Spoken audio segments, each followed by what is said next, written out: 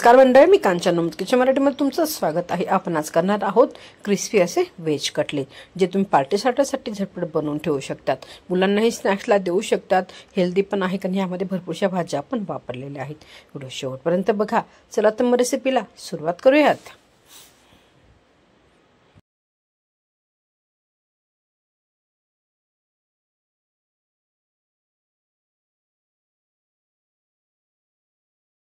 इथे घेतले होते 3 बटाटे, जे उकडून घेतलेले आहे आणि व्यवस्थित किसणीने किसून घ्यायचे आहे। त्याचबरोबर घेतलेला आहे गाजर, ते पण किसून घेतलेला आहे। बारीक चिरलेला कोबी, जो किसून पाणी लावून मीठ लावून ठेवलं होतं, त्यानंतर त्याचं सगळं पाणी मी व्यवस्थित काढून घेतलं आहे। तसा जर कोबी किसलेला टाकला तर तो खूप पाणी सोडतो, म्हणून मीठ लावून पाणी काढून घ्यायचं आहे। त्याबरोबर घेतलेले आहे फरसबी, अजून पण एक्स्ट्राच्या भाज्या तुम्ही ह्यामध्ये वापरू शकतात। यानुसार चवीनुसार मसाले टाकायचे आहेत। घरात तुमच्या पण जेवढे पण मसाले आहेत ते टाकायचे आहेत। त्याबरोबर टाकायचं चाट मसाला। चाट मसाला नसेल तर तुम्ही ती लिंबाचा रस किंवा आमचूर पावडर पण टाकू शकतात। तीळ टाकायचे आहे, चवीनुसार मीठ टाकायचं आहे, बारीक चिरलेली कोथिंबीर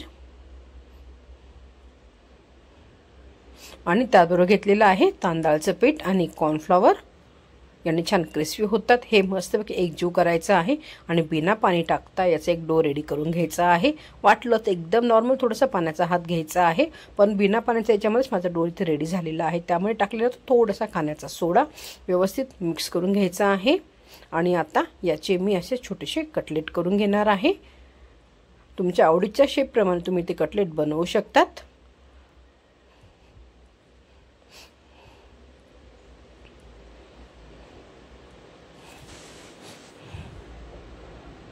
आणि एका प्लेटमध्ये मी ठेवणार आहे। त्याचबरोबर कढईमध्ये मी तेल गरम करण्यासाठी ठेवलेलं आहे।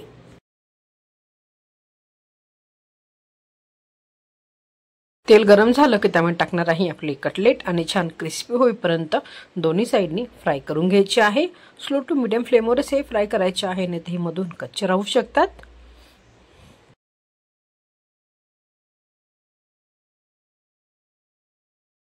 आता दोन्ही साइडने छान क्रिस्पी होईपर्यंत हे कटलेट मी व्यवस्थित फ्राय करून घेतले आहे। तुम्ही ते बघू शकता, छान असा गोल्डन ब्राऊन कलर आलेला आहे आणि हे तितकेच क्रिस्पी पण बनतात।